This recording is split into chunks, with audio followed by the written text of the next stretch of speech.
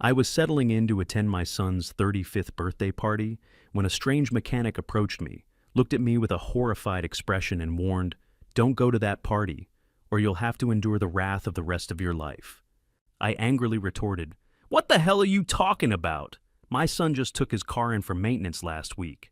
The man just bowed his head and sighed, "Just 20 minutes and you'll understand." I brushed him off and sped off into the night. And exactly 20 minutes later, a horrific tragedy occurred. This story touches something deep. Before we begin, drop a comment and tell me, what are you doing right now, while you listen, working, relaxing, or taking a quiet moment at home? I read every one. Some details have been adjusted for storytelling, but the lesson at its core is what I hope stays with you. The brake pedal went to the floor at 65 miles per hour, and in that instant, I knew someone had deliberately compromised my safety. My name is Clarence Caldwell. I'm 58 years old, and for 30 years I built roads and bridges across these Appalachian mountains until I retired 3 years ago.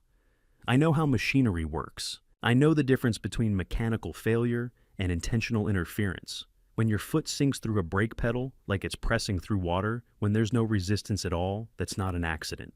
The headlights cut through darkness ahead, illuminating the sharp hairpin curve coming up fast. Too fast. Highway 74 in the North Carolina mountains doesn't forgive mistakes. The dashboard clock glowed green 9:33 p.m. Exactly 20 minutes since I'd left the gas station. 20 minutes since the stranger, the mechanic had looked me straight in the eye and said, "Just 20 more minutes and you'll understand." Panic would destroy me faster than the curve. I forced it down, felt my contractor's brain override the fear. 30 years working heavy equipment, hydraulic systems, air brakes on dump trucks. The mechanical knowledge was bone deep. I had maybe 8 seconds before that hairpin turn sent me over the edge into whatever darkness waited below. I slammed the transmission into second gear. The engine screamed in protest. A shriek of metal and revolutions per minute never meant for 65 miles per hour. The truck bucked and shuddered. The tachometer needle slammed into the red. But the engine braking caught, dragging speed down through sheer mechanical resistance. 60 became 55. 55 became 50. Not enough. My right hand found the emergency brake and pulled steady, not jerking. Lock the wheels at this speed on a mountain descent, and I'd spin into the guardrail or worse. I feathered it, feeling for that edge between friction and lockup. The truck groaned, protesting, but obeyed. 50 became 45. Still not enough. The hairpin curve rushed closer. I could see where the road vanished into empty air, where the guardrail looked flimsy as a bookmark against the physics of a 3-ton truck. My headlights swept across the rock face on the left, the sheer mountain wall rising up dark and solid. Solid. I cranked the wheel left and aimed for the mountain. The passenger side of my truck met the rock face with a shriek that will live in my nightmares until I die. Metal tore. Sparks cascaded past the window like fireworks bright orange against black stone. The whole cab shook with violence. I gripped the steering wheel with both hands, keeping the angle shallow, letting the friction do what the brakes couldn't. The grinding went on, a sound like the mountain itself was angry. 30 years building roads and bridges across these mountains, I'd never imagined one would try to take me out. The truck's momentum bled away in that terrible grinding. 45 became 30. 30 became 20. The hairpin curve arrived, and I was still moving, but slow enough now that I could ride the emergency brake harder. The truck shuddered into the turn. The passenger side scraped one last time against stone, and then I was through. I let the truck coast another 20 feet before it finally stopped. The engine was still running, ticking and hissing like something dying. I sat there with both hands locked on the steering wheel, my whole body shaking. Smoke drifted up from the hood. The smell of burnt rubber and overheated metal filled the cab thick and chemical. My headlights pointed at the guardrail on the outer edge of the turn. Beyond it, nothing but darkness. I knew what was out there, a canyon drop of hundreds of feet, trees and rock, and the kind of fall you don't walk away from. I turned off the engine. Silence rushed in, broken only by the tick, tick, tick of cooling metal. My hands wouldn't stop shaking. I stared through the windshield at that darkness beyond the guardrail and thought about how close I'd come. 2 meters, maybe less. The passenger side of my truck was probably shredded. The mountain had torn it apart, but the mountain had also saved my life. I thought about the mechanic's voice. Just 20 more minutes and you'll understand. He'd known. He'd known what would happen on this road at this time in this darkness. He'd tried to warn me without saying it outright, and I'd been too stubborn or too stupid to listen. Someone had compromised my vehicle. Someone had wanted me to face this road tonight at this speed in the dark, ensuring the system would fail under stress. Someone had planned for me to lose everything and never come home. I already knew who. I already knew the answer. I just wasn't ready to say it out loud. The knowledge sat in my chest like something cold and heavy, like a stone I'd swallowed that would never digest. I could feel the truth of it in my bones, in the way my hands still shook, in the burnt rubber smell that would probably never leave this cab. But saying the name out loud would make it real in a way I wasn't ready for. Not yet. Not sitting here in the smoke and silence with my heart still hammering against my ribs. To understand how I ended up on this cliff edge with ruined brakes and trembling hands, you need to know what happened 3 months earlier. 3 months ago, my wife had been dead for 2 years. 3 months ago, I'd sat in an attorney's office and watched my eldest son's face twist into something I'd never seen before. 3 months ago, I'd made a choice that set all of this in motion, though I didn't know it at the time. The story doesn't start here on this mountain in this darkness. It starts with a wooden desk, and the moment I realized I didn't know my own son anymore. That morning started 2 months earlier in March, in an attorney's office with polished wood floors and late winter light streaming through tall windows. My wife Wanda had passed away in December, after a brief battle with cancer that took her at 56. My daughter Leora, 26, and teaching second grade in town, had nursed her through those final months with unwavering devotion. She sat to my left now, in Jerome Donovan's law office, her hands folded in her lap, her eyes still carrying the weight of all that grief. On my right sat my son, Lamar Caldwell, 35 years old, jaw clenched so tight I could see the muscle jumping beneath his skin. He'd flown in from Nevada the night before, hadn't been home in 3 years, hadn't visited during his mother's illness, just sent cards and made the occasional call. Jerome Donovan, our family attorney for 20 years, sat across the desk with Wanda's will in front of him. 60 years old now, silver hair, wire-rimmed glasses catching the light.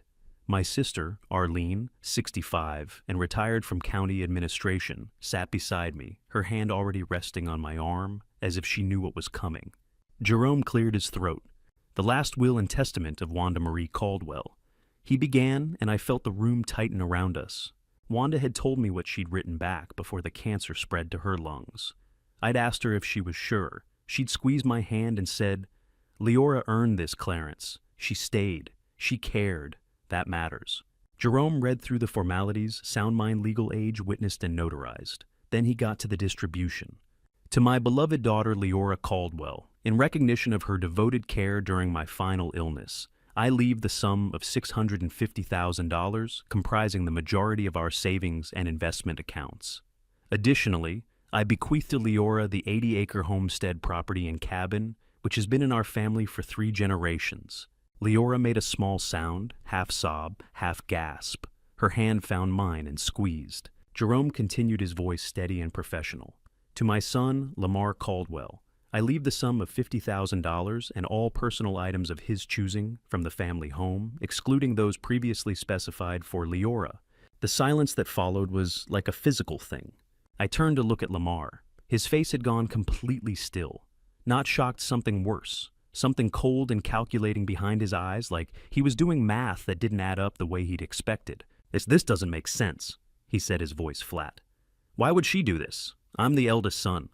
"Your mother had her reasons, Lamar," I said quietly. "Leora cared for her for 2 years while you were in Nevada.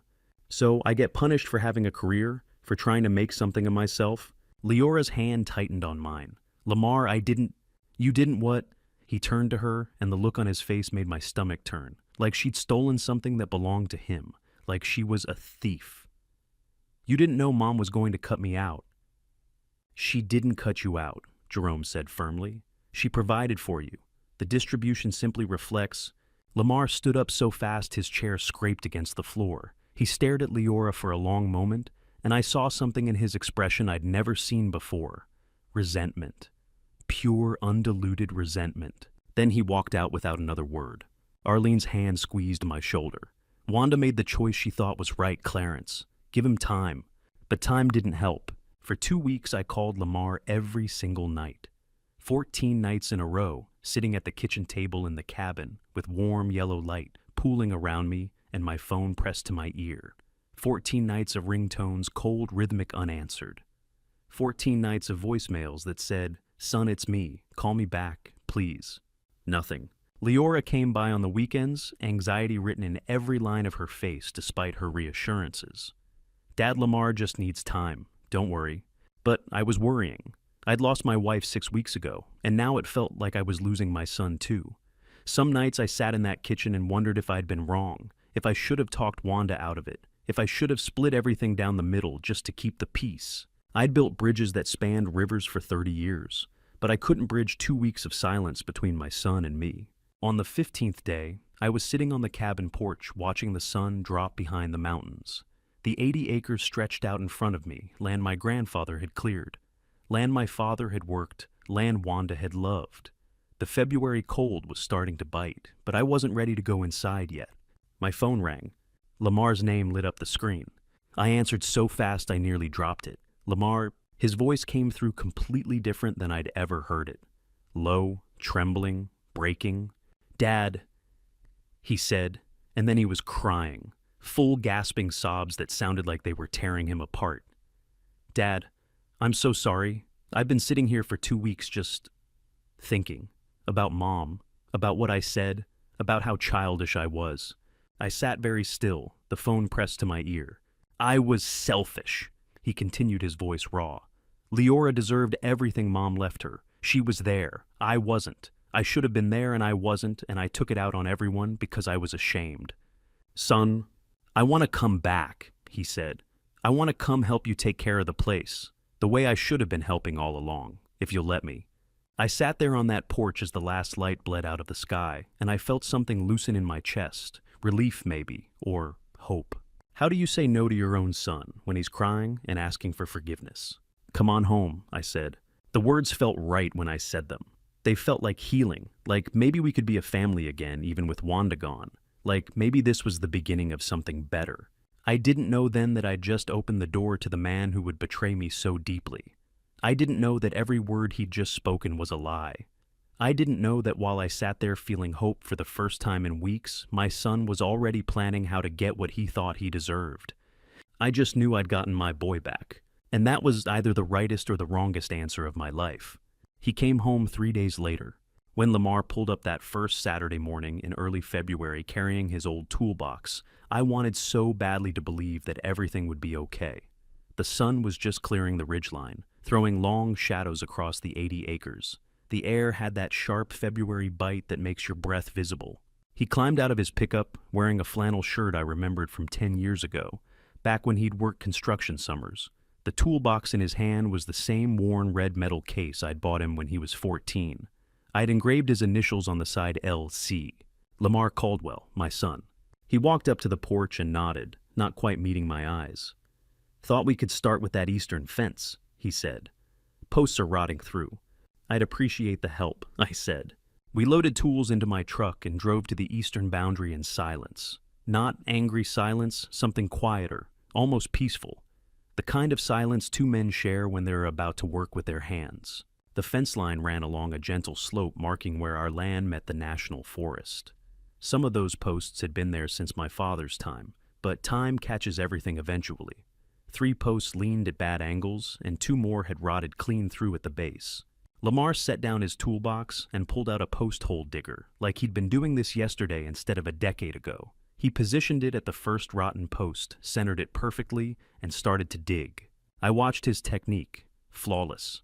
Check the plumb with the level, dig the hole 18 inches deep, pack the earth tight around the new post, test the stability twice before moving on. Every single step exactly the way I'd taught him 20 years ago. "You remember to check the plumb first," I said. He glanced up, a ghost of a smile crossing his face. "You taught me that when I was 16, Dad. Said if I set a crooked post, I'd have to look at my mistake every day for the rest of my life." "Still true," I said. He went back to work. I leaned against my truck 50 feet back, coffee mug, warming my hands, and watched him pull the next rotten post. His movements were efficient, practiced, confident. He didn't waste motion, just worked. It should have felt good. It should have felt like coming home, like reconciliation, like the answer to 2 weeks of unanswered phone calls. But something underneath wouldn't settle. I couldn't name it yet. Couldn't point to anything he'd said or done that was wrong. He was being the perfect son, showing up early, working hard, not complaining. Every word was right. Every gesture was right. But there was something in the tune that felt off pitch, like a guitar string adjusted almost to the right note, but not quite. Close enough that most people wouldn't notice. Close enough that I almost convinced myself I was imagining it. We were fixing the fence between two pastures, but I couldn't fix the distance I felt growing between us. He set the third post and tamped the earth down around it with careful attention. Tamp, check. Tamp, check. Make sure it'll stand for 40 years because that's how you honor the work. Watching him, I could almost see the kid he used to be. 14 years old, skinny as a rail, struggling to lift posts that weighed more than he did, but refusing to quit. I'd loved that kid's stubbornness, his pride, his desperate need to prove he was worthy of his father's respect. Where had that boy gone? The man working the fence line now had the same hands, the same face, the same way of tilting his head when he concentrated. But something essential had changed. Something I couldn't see but could feel, the way you feel a storm coming before the first clouds appear. Maybe it was just age. Maybe every father eventually looks at his grown son and mourns the child who used to run to him with skinned knees and hurt feelings. Maybe this ache in my chest was just the natural grief of watching your kids become strangers. Or maybe it was something else. Lamar finished the fourth post and stood up, brushing dirt from his jeans. He looked at me across the winter grass and waved. Want to check my work? I walked over. The post stood straight and solid. Perfect level, perfect depth. I grabbed the nearest one and shook it hard. Didn't budge. Yeah, good work, I said. Learned from the best, he replied. I wanted to walk over and put my hand on his shoulder, the way I used to when he was young, but something stopped me. Something I couldn't name yet. Instead, I said, let's break for lunch. We sat on the tailgate and ate sandwiches. Ham and Swiss, his favorite when he was a kid. I didn't know if it was still his favorite. I realized I didn't know much about the man he'd become. I'd lost track of my son somewhere between childhood and now, and I was trying to find him again in the stranger sitting beside me. He finished and jumped down from the tailgate. I'll come back next Saturday, he said. Finish the rest of the line. I'd like that, I said, and I meant it. Despite the unease sitting cold in my stomach, despite the distance I couldn't bridge, I meant it. Because he was my son, and I wanted my son back. I watched him drive away, dust rising behind his truck as he headed down the long driveway. Then I walked back to the fence line and looked at his work. I remembered the first time I taught him how to hold a hammer. He was 12 years old, building a birdhouse for his mother, and his eyes had lit up with pure joy when the first nail went in straight. That little boy had looked at me like I'd hung the moon, like I knew all the secrets of the universe, like he wanted nothing more than to grow up and be just like me. Standing there at the fence line, I searched the memory of Lamar's face from this morning for any trace of that 12-year-old. I wondered where he had gone. The boy I remembered didn't come back, but the man who replaced him kept showing up, kept working, kept acting like the son I'd always wanted. 3 weeks after Lamar came back, he started asking questions I should have paid more attention to.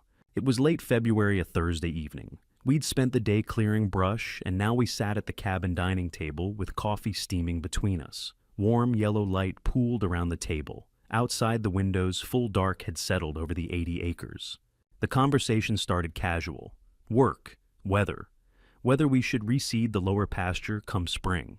Then Lamar refilled his coffee and said, "How's Mom's life insurance policy structured? Dad who gets, what if something happens?" I looked up from my mug. "What makes you ask?" Just thinking ahead," he said. "You're 58. It's smart to know these things." The logic was sound. The tone was reasonable. But something in the way he asked made my shoulders tighten. "There's a $400,000 policy," I said. "Leora and you are co-beneficiaries now. Split down the middle if something happens to me." He nodded slowly like he was filing that information away. "And what about the land? If you ever needed to sell the 80 acres, what would that process look like? Unduri bombs, yet. Why would I sell?" "I'm just saying, if you did.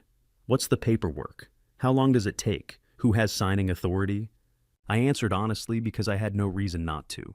Told him about deeds and county records, about how the homestead was titled, in my name alone now, about how selling would require a survey and title search, and probably 6 months of legal work. He asked about the land's appraised value, about whether Leora had any legal claim to block a sale, about what happened to life insurance proceeds if the beneficiaries couldn't agree on distribution. I answered each question, and with each answer, something cold settled deeper into my chest. "You're asking a lot of specific questions," I said finally. He smiled. "Just trying to understand the family finances, Dad. After what happened with Mom's will, I want to be prepared." The words made sense. The smile looked genuine. But later that night, lying in bed and replaying the conversation, I heard something underneath it all. Something calculated. Like he hadn't been asking out of curiosity, he'd been doing inventory. When your son asks how much your estate is worth in dollars and legal procedures, what are you supposed to think? At 11 p.m., I got out of bed and went to the kitchen. I picked up the phone and called Arlene. She answered on the third ring, voice thick with sleep. "Clarence, what's wrong?" "Lamar was here tonight," I said, asking questions. "What kind of questions?" "About the life insurance policy, about how to sell the land, about beneficiary structures and legal procedures." I paused. Like he was doing inventory, Arlene. Like he was calculating something. The silence stretched longer. "Clarence, I need you to listen to me," she said, her voice gone hard. "Keep a closer eye on him. He's my son." "I know, but something doesn't sit right. A man doesn't ask those kinds of questions unless he's planning something." I stood there with the phone pressed to my ear and wanted to argue. Wanted to defend Lamar, to explain away the questions. But I couldn't. "I'll keep an eye on him," I said. We said goodnight, and I hung up. I stood at that kitchen window for a long time, staring out at darkness and trying to shake the feeling that I was missing something important. What I didn't know, what I couldn't have known, was that while I was lying awake worrying about questions, Lamar had already taken action. 3 days earlier, on a Tuesday afternoon in mid-February, a man named Otis Whitfield had been working in the back storage room of his repair shop on Highway 74. Otis was 52 years old and had been running that shop next to the gas station for 32 years. He knew every car in the county knew the sound of trouble when he heard it. That afternoon, he'd rented a hydraulic lift to a young man who said he needed to check a friend's brake lines. The young man had paid cash, signed the rental form as L. Caldwell, and backed a pickup truck onto the lift, same make and model I'd been driving for 6 years. Otis had been pulling inventory in the back when he heard the lift motor stop. He'd walked out to the garage bay and found Lamar underneath the truck, with a wrench in one hand and the brake line housing exposed. "What are you doing under there?" Otis had asked. Lamar had slid out from under the truck, not startled, perfectly calm. "Just checking the brake lines for my buddy. This old model, they corrode easy." Otis had looked at the truck, looked at the tools in Lamar's hands, looked at the way the brake line housing had been opened not to inspect, but to access. "That's not how you check brake lines, son," Otis had said quietly. Lamar had smiled. "I appreciate the advice. I think I'm about done here anyway." He'd lowered the lift, loaded his tools, paid the rental fee, and driven away. Otis had stood there in his garage bay for a long time, afterward feeling something deeply wrong settling into his bones. He'd pulled the rental form and looked at the signature. L. Caldwell. He knew that name. Knew the Caldwell family. Knew the old man who drove a truck exactly like the one that had just been on his lift. He'd tucked that rental form into his desk drawer and told himself he was probably imagining things. Otis would recount this scene to me months later in a courtroom, and only then would I understand why the look he gave me at the gas station that night carried so much weight. But standing in my kitchen at 11 p.m., I knew none of this. I just knew my son had asked uncomfortable questions and my sister had warned me to be careful, and somewhere underneath all of it was a truth I wasn't ready to face. The trap was already being built. I just couldn't see it yet. By the time early March arrived, the financial pressure shifted. The day I handed my son $30,000, I already knew I was being played. I just couldn't bring myself to say no. It was early March, a Sunday afternoon, warm enough that sunlight poured through the cabin windows and made everything look softer than it was. Lamar had called that morning, saying he needed to talk. When he arrived, he looked disheveled in a way that felt calculated, wrinkled shirt, tired eyes, the performance of a man at the end of his rope. We sat in the living room with coffee between us. He didn't waste time on small talk. "There's a commercial property in Madison County," he said. "Foreclosure auction, small warehouse that I can flip in 6 months, triple the investment." I sat back in my chair and watched him. Watched the way his hands moved when he talked, the way his eyes wouldn't quite hold mine, the way the whole pitch had the smooth edges of something rehearsed. How much do you need?" I asked. "30,000 for the down payment. Auction is in 10 days. The number was specific. The timeline was urgent. Everything about it felt designed to pressure me into a quick decision. 30,000 is a lot of money, Lamar." His voice cracked then, not much, just enough. "I know I've let you down before, Dad. This is different. This is real. I've been working with a real estate agent, got the inspection report, ran all the numbers. This is my chance to rebuild my life after everything. After 2 divorces, after failed businesses, after disappearing to Nevada for 3 years, after showing up at his mother's will, reading and looking at his sister like she'd stolen from him." He leaned forward, elbows on his knees, hands clasped.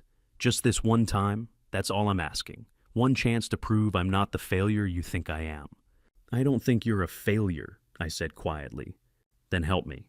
I sat there in that sunlight looking at my son and seeing all of it, the manipulation, the performance, the desperation that wasn't about real estate but about something darker I couldn't quite name. Every instinct I had screamed that this was a lie, that the investment opportunity didn't exist, that the money would disappear into whatever hole Lamar had dug himself into.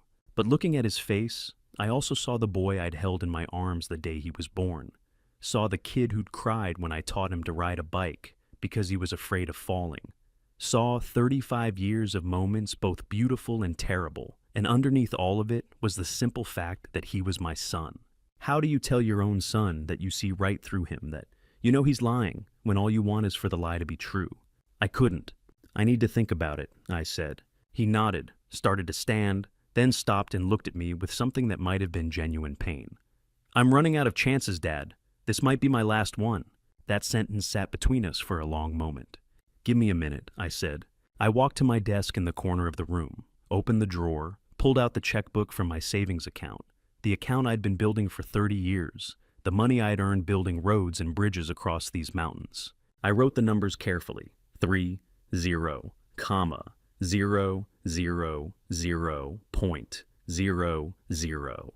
$30,000. I signed my name, Clarence Caldwell, tore the check along the perforation. The sound seemed louder than it should have been. I walked back and held it out to him. "Don't make me regret this," I said. He took the check, and for just a second, something flickered across his face. Not gratitude, not relief. Something colder. But then it was gone, replaced by a smile. "You won't, Dad, I promise." He left 20 minutes later. I stood at the window and watched his truck disappear down the driveway, dust rising behind it like smoke. I stood there for a long time, the sunlight warm on my face, wondering if I'd just made the biggest mistake of my life. I had 2 things I didn't know then. 2 pieces of the puzzle that would only come clear months later when it was far too late to take any of it back. First 2 nights before that Sunday afternoon, Lamar had cornered Otis Whitfield in the dark parking lot behind the repair shop, had walked up to him as Otis was locking the bay doors for the night, had shoved a stack of cash forward $5,000 and leaned in close. "If you say one word to anyone about what you saw," Lamar had said, his voice low and dangerous, "I'll bury you with code violations. Your shop, your livelihood gone. You understand me?" Otis had taken the money with trembling hands, thinking of his wife and 2 kids in college, thinking of the repair shop that was his whole life. He'd taken the money and promised silence. Second, that very afternoon, I handed over the check within hours of Lamar walking out my door. The $30,000 was wired to accounts I'd never heard of. Offshore gambling operations, loan sharks, the kind of people who don't forgive debts or offer payment plans. There was no real estate investment. There never was. The money I'd given my son went straight into the pockets of men whose names I'd never know, covering debts I couldn't imagine. But 30,000 wasn't enough. It wasn't even close. I would learn these 2 pieces months later, Otis's testimony in a courtroom and a bank statement entered as evidence, but by then it was far too late to take any of it back. Standing at that window watching the dust settle on an empty driveway, I had no idea that my son had just stopped planning to ask for help. The money only covered a fraction of what he owed. That's when Lamar started planning something much darker, something that would strip away my security entirely. I wouldn't learn what happened next until months later when a detective named Cedric Greer sat across from me in an interview room and showed me bank records that made my hands shake. I wouldn't learn the chilling details of how it began until Detective Greer showed me the forensic digital report months later. According to the laptop's logs on the night of March 28th, 2023, exactly 2 weeks after he stormed out of the will reading in Jerome's office, and during the exact days I was leaving him heartbroken voicemails, Lamar had opened a browser window at 2:17 a.m. The analyst noted a 30-minute window of absolute freezing silence, just a blank search bar and a blinking cursor. What goes through a man's mind before he types the words that will destroy his own family, I'll never know. But at 2:47 a.m., the digital footprint began. The analyst noted a 30-minute window of absolute freezing silence, just a blank search bar and a blinking cursor. What goes through a man's mind before he types the words that will destroy his own family, I'll never know. But at 2:47 a.m., the digital footprint began. The first search logged was how to compromise mechanical systems on a pickup truck. He had been planning this betrayal from the very beginning, long before he ever called me crying and begging for forgiveness at the end of that month. The tearful apology was a performance that I'd wanted so desperately to believe, but as the digital report proved, he had already decided my fate. The detective had tried to prepare me for this information, had said it would be hard to hear, had asked if I wanted Arlene present when he showed me the evidence. I'd said no. I'd wanted to face it alone. Now I understood why he'd asked. The police would find those search records 6 weeks later when they seized his computer, and a jury would hear them read aloud in a wood-paneled courtroom.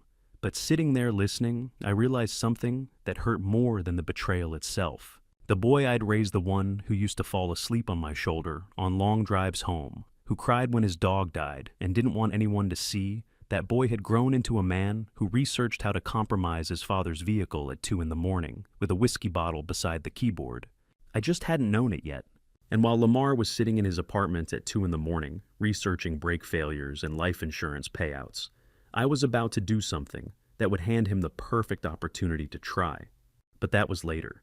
Back in late March, I didn't know any of it. I was just living my life, and my son was still coming around. The piece of paper that would help convict my son was folded in his jacket pocket, and I held it in my hands for a full minute before putting it in a drawer and forgetting about it. It was a Saturday afternoon in late March. Lamar had come by to help me clear brush from the northern property line.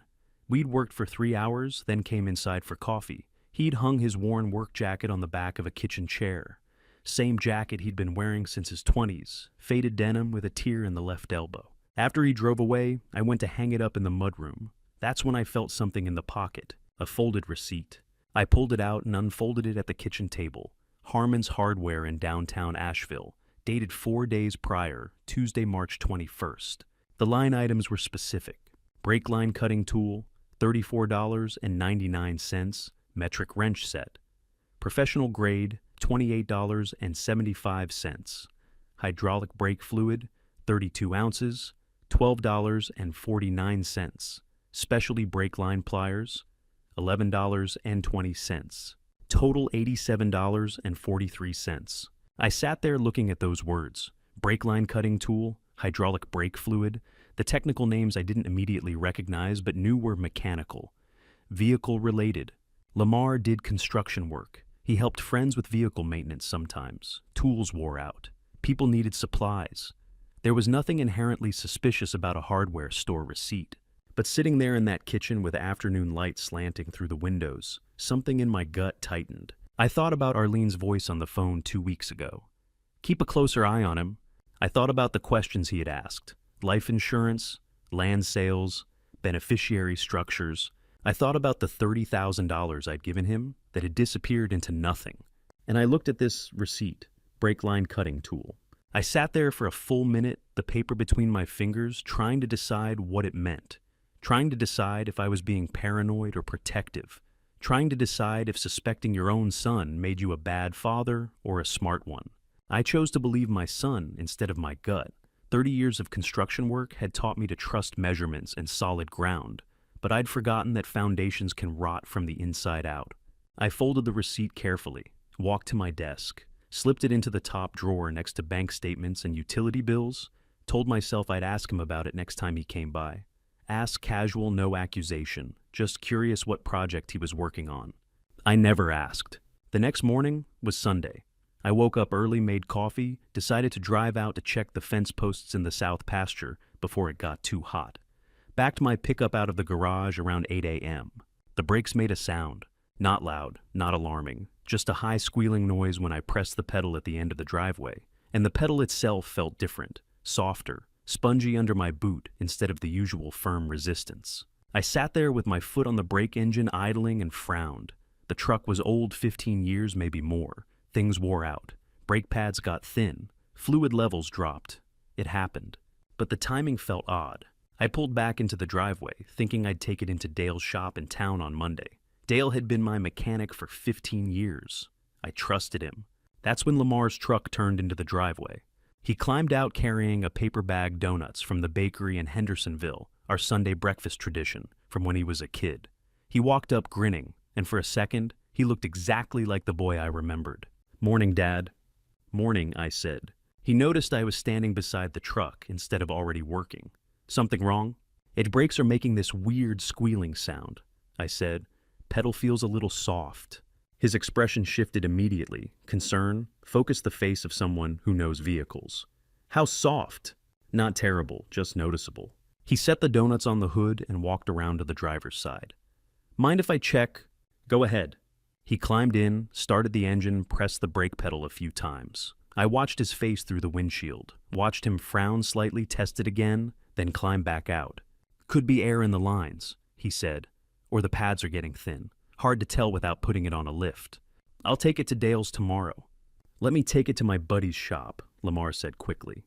"He specializes in older truck models, has all the right equipment, won't charge you much." I hesitated. I was going to take it to Dale's shop in town. "My buddy's better with these old models, Dad. Trust me. He owes me a favor anyway, won't cost you anything for the diagnostic." He was looking at me with that expression I recognized, the one that said he wanted to help, wanted to do something useful for his old man, wanted to prove he was reliable. I thought about the receipt sitting in my desk drawer, thought about Arlene's warning, thought about all the questions I should ask and all the suspicions I should voice. Then I looked at my son's face and chose trust. "All right," I said, "just don't let him overcharge me." "I won't," Lamar smiled. "I'll take it after breakfast, have it back to you in a couple of days." I pulled the keys from my pocket, held them out. Those keys felt heavier in my hand than they should have, like they carried weight I couldn't see yet. Lamar took them and held out his hand for a shake, firm, manly grip, the kind I'd taught him to use when he was 16. "Thanks for trusting me with this, Dad." For one brief second standing there in the morning sunlight with my son's hand in mine, I felt proud of him. Proud that he wanted to help. Proud that he was trying. We went inside and ate donuts and drank coffee and talked about nothing important. 2 hours later, he drove away in my truck. That receipt was still sitting in my desk drawer. The truck keys were in his pocket. I would hand both pieces of evidence to Deputy Ashford 3 weeks later, and she would look at me with something close to pity in her eyes. But that morning, I just felt like a father whose son was helping him out. I wouldn't see my truck again for 7 days. 7 days. That's how long I let my truck stay in my son's hands while he built severe vulnerabilities into the vehicle. For 7 days, my truck was in my son's hands, and he called me every single evening with progress updates that sounded so normal, I never questioned any of it. I borrowed Arlene's spare sedan to get around. The calls came every evening around 6 p.m. "How's the truck coming along?" I asked on Monday. "Good, Dad. My buddy found some wear on the brake pads, but he's replacing them. Should be done by Friday." "Sounds like it's in good hands." Tuesday. "Just wanted to let you know the work's going smooth." Wednesday. "Taking a little longer than expected, but he wants to check everything." Thursday. "Almost done. Should have it to you tomorrow afternoon." Every call sounded exactly what a son helping his father would sound like. Nothing in his voice suggested he was doing anything except getting my truck fixed. Friday afternoon, Lamar pulled into my driveway in my truck. He climbed out with a smile, walked over and held out the keys. "Everything check out okay?" I asked. "All good, Dad," he said. "Just natural wear. Brake pads needed replacing, but that's normal for a truck this age. My buddy checked the rotors, the fluid, the lines, everything. You're solid." I took the keys. "What do I owe you?" "Nothing. My buddy owed me a favor." "I should at least cover the parts." "Dad," He put his hand on my shoulder. "Let me do this for you, please." I looked at him standing there in the afternoon sun and felt something tight in my chest loosen.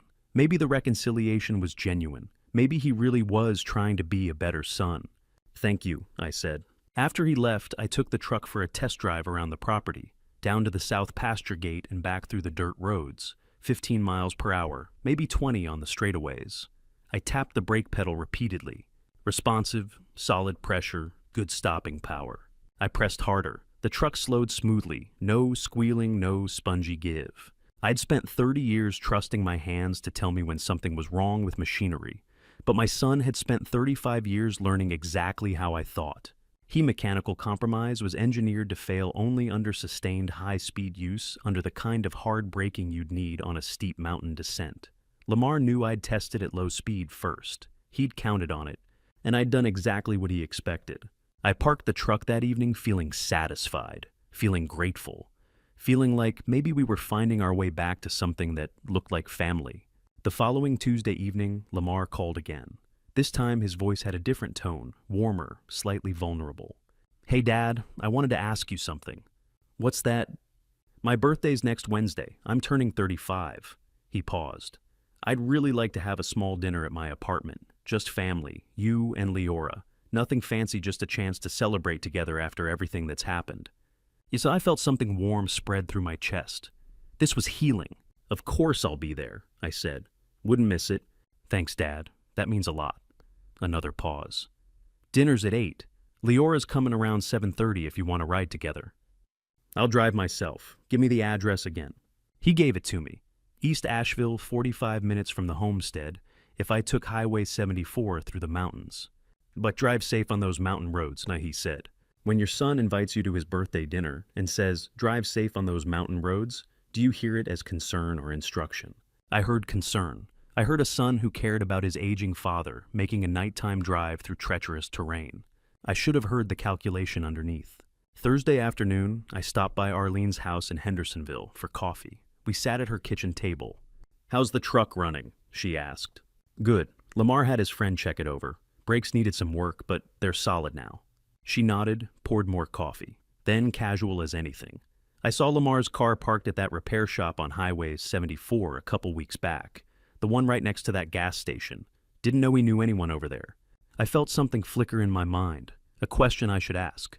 Yeah, his buddy runs a shop somewhere around there," I said. "He took my truck there." "Small world," Arlene said, and moved on to talking about her garden. I dismissed it. It fit the timeline, made sense. Nothing suspicious about that. Later, after everything, I would remember that moment. Would remember Arlene mentioning the specific shop next to the gas station on Highway 74. Would remember how close I'd come to asking the right question. But I didn't ask. I just drank my coffee and changed the subject. Wednesday night, 8 p.m., Highway 74. Lamar hadn't chosen that date because it was his 35th birthday. He'd chosen it because it gave him exactly enough time to plan every variable, to position every piece to engineer the perfect accident on that specific stretch of mountain road, where vehicle failure would look like tragic chance instead of calculated betrayal. The shop next to the gas station was Otis Whitfield's repair shop, the same place Lamar had rented a hydraulic lift weeks earlier, the same place where I would learn later Lamar had taken my truck for 7 days and systematically sabotaged the brake lines in a way that wouldn't show up until the worst possible moment. But sitting in Arlene's kitchen on Thursday afternoon, I didn't know any of that.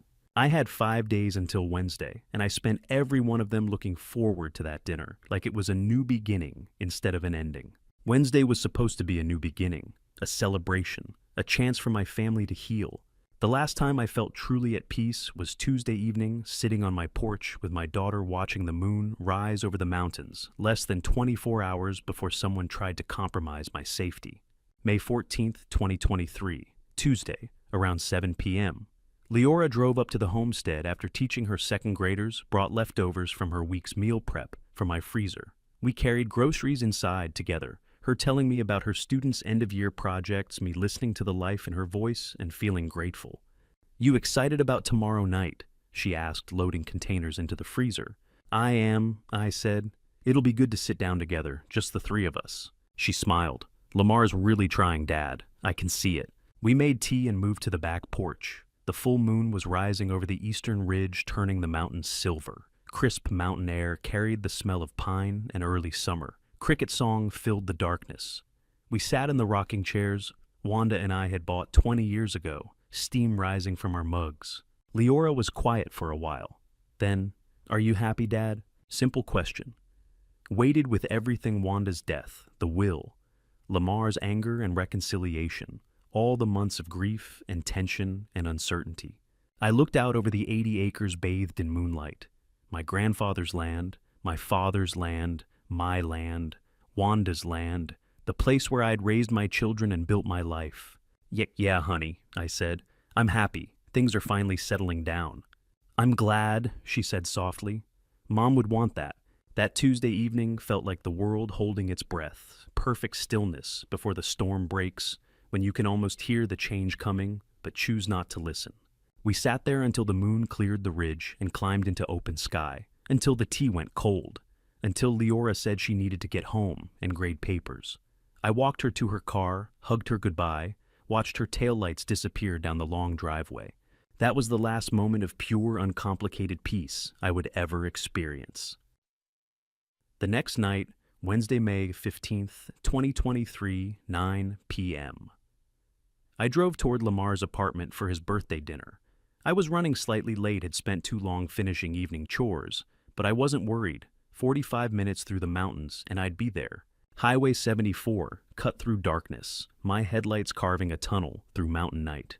I knew this road, had driven it 1,000 times over 30 years. Every curve, every grade, every landmark. I pulled into the familiar gas station at the base of the big descent. Needed to top off the tank, stretch my legs. 50 miles still to go. The station was bright fluorescent against black night. Only one other car at the pumps. I climbed out, started the fuel pump, leaned against my truck, feeling the cool night air. That's when I noticed the man staring at me. He'd emerged from the repair shop next door to the station, small garage, with one light still on, despite the late hour. 50-something wearing coveralls with oil stains, holding a wrench in one hand. He was staring at my truck with an expression I couldn't read. Anxiety, fear almost. Then he walked straight toward me. Every warning about strangers and scams flashed through my mind. I straightened up, put the truck between us. "Do not go to that dinner or you'll regret it the rest of your life," he said. His voice was urgent, low, nearly trembling. I stepped back. "I don't know you. What are you talking about?" He held up both hands, showing empty palms. "I'm Otis Whitfield. I run the shop here. Your brake lines have been tampered with. Someone cut them. You drive into those mountains tonight, you won't make it." I looked at him, really looked. Mid-50s weathered face eyes that had seen the underside of a lot of vehicles. Not the look of someone running a con, but also not making any sense. "My brakes are fine," I said. "My son just had this truck serviced last week. Everything passed inspection." Something shifted in his face when I said, "my son." Deeper worry, pity almost. "I know," he said quietly. "I know your son. He brought the truck here. That's how I know." The fuel pump clicked off behind me. I pulled it out, hung it back on the station. "Please," Otis said, "just let me show you. Pull it into the bay. 5 minutes. I'll show you the leak." I looked down. No visible puddles, no obvious leaks. My brakes had been fine this morning when I'd driven to the south pasture. I'd tested them just 2 days ago after Lamar returned the truck. This man was either confused or trying to sell me something I didn't need. "I'm late for dinner," I said. "I don't have time for this." "Then don't drive that truck," he said, his voice cracking. "Call someone to pick you up. Call your son. Just don't." "My son just had the truck inspected," I said, harder now. "The brakes are fine. I don't know what you think you saw, but you're mistaken." I looked into that mechanic's eyes and saw real fear, saw someone risking everything to warn a complete stranger, and I turned away because I was tired and late and too stubborn to believe my own son would hurt me. Otis took a step back. His shoulders sagged. "Just drive slow," he said. "Test them before you hit the descent."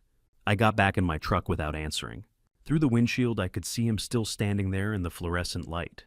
Inside the gas station booth, another man, Noel Finch, who owned the place, watched through the glass with his coffee mug frozen halfway to his mouth. I looked at Otis Whitfield one last time before putting the truck in drive.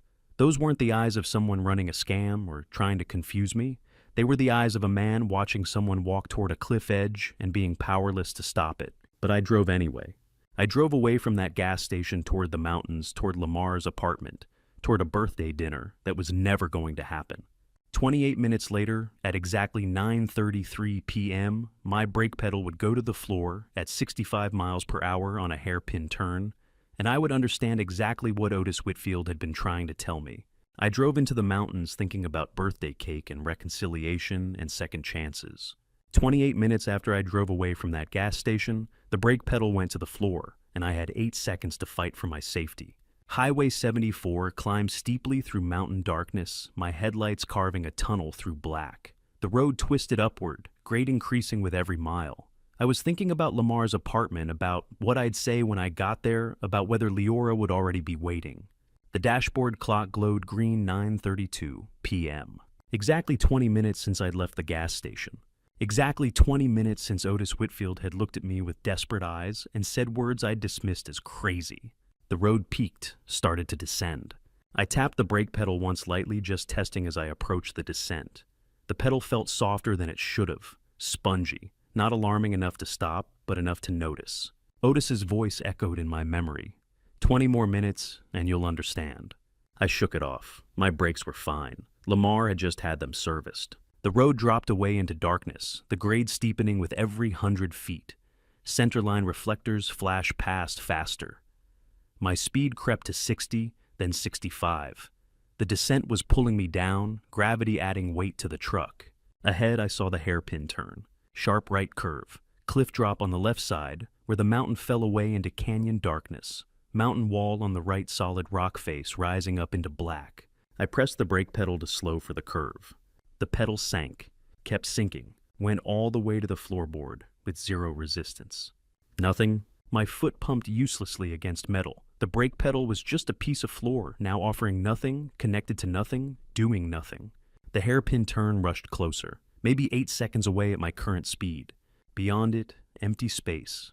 Hundreds of feet down, into canyon darkness, where headlights would tumble end over end until they stopped shining. For one heartbeat, my mind went blank white with pure terror. Then 30 years of contractor muscle memory overrode the panic.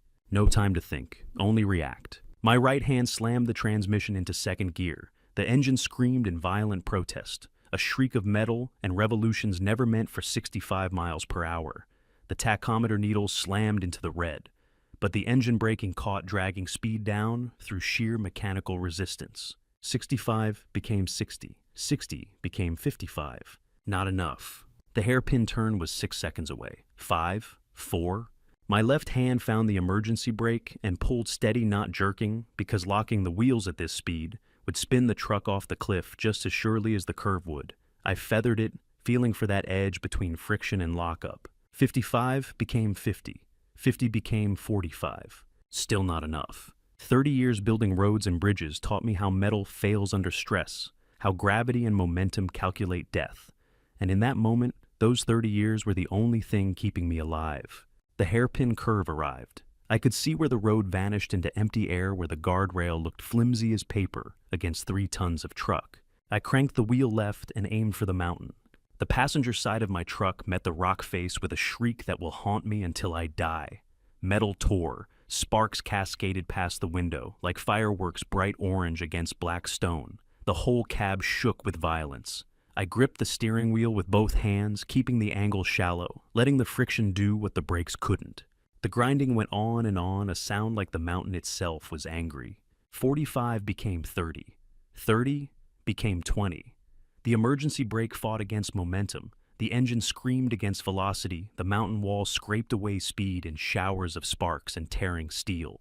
I rode it through the hairpin curve, still moving, still alive, but barely slowing. 20 became 15. 15 became 10. The truck shuddered, bucked, protested every law of physics that was trying to harm me. Then it stopped. The engine was still running, ticking and hissing like something dying. Smoke drifted up from the hood. The smell of burnt rubber and overheated metal filled the cab, thick and chemical. My hands wouldn't unlock from the steering wheel. My headlights pointed at the guardrail, at the darkness beyond it, at nothing. I looked down, 2 meters, maybe less. The distance between where my front bumper had stopped and where the asphalt ended and empty space began. 2 meters from death. I turned off the engine. Silence rushed in, broken only by the tick-tick-tick of cooling metal and my own ragged breathing. Otis's voice filled my head. Just 20 more minutes, and you'll understand. I understood. I understood how Otis had known. I understood what had been done to my truck. I understood why he'd looked at me with such desperate pity when I'd said, "my son." I understood who had cut those brake lines. If you've never sat 2 meters from a cliff edge, knowing your own child deliberately put you in that position, you can't understand the kind of silence that fills your head. It's not peace, it's the sound of something breaking that can never be fixed. I sat there shaking in the dark, the passenger side of my truck, completely destroyed smoke rising into the mountain night. I was just 2 meters away from a canyon that should have been my grave, knowing my own child tried to push me over it with cold calculation. And in that terrifying silence, I knew exactly what I had to do next.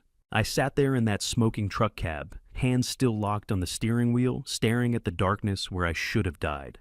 My whole body was shaking, not from fear anymore, from something infinitely deeper. Lamar had done this. My son had taken my truck for 7 days and systematically destroyed the brake lines in a way calculated to fail at exactly this moment, on exactly this road, at exactly this speed. He'd called me with updates every evening. He'd smiled when he returned the keys. He'd invited me to his birthday dinner and told me to drive safe on the mountain roads. He'd known. He'd engineered every piece of it. The timing, the location, the invitation that would put me on this road at this hour in this darkness. He'd wanted me dead. My heart began to break, not from what had almost happened, but from what had actually happened. Not from the brake failure, or the cliff edge, or the terror of those 8 seconds. From the knowledge that the boy I'd raised, the 12-year-old who'd built birdhouses and learned to swing a hammer and looked at me like I'd hung the moon, that boy knowing your own child tried to push you over it with cold calculation and sleep easy afterward. I sat there shaking in the dark passenger side of my truck, destroyed smoke rising into mountain night, 2 meters from a canyon that should have been my grave. And I knew exactly what I had to do next. What I did next would either prove my son's innocence or confirm the worst truth a father can face.